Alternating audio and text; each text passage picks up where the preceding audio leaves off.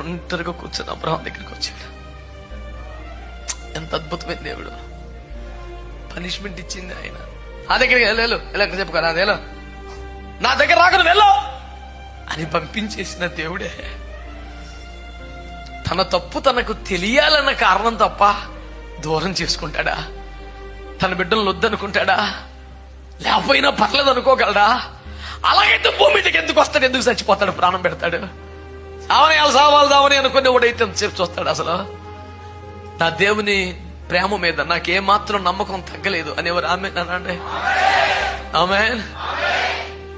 నాకు ఈ మధ్య దర్శనం కలగట్లేదు. ఈ మధ్య దేవుడు కలలో గాని స్వప్నంలో కూడా నాతో మాట్లాడట్లా. ఈ మధ్య నాకు స్వరం వినబట్లా. ఈ మధ్య ఎందుకో దేవుని స్వరం నాకు మరుగైపోయింది, దూరం అయిపోయింది. అయినా నా దేవుని ప్రేమ మీద నాకు నమ్మకం తగ్గలేదు అనేవారు ఆమేన్ చెప్పండి. హల్లెలూయా.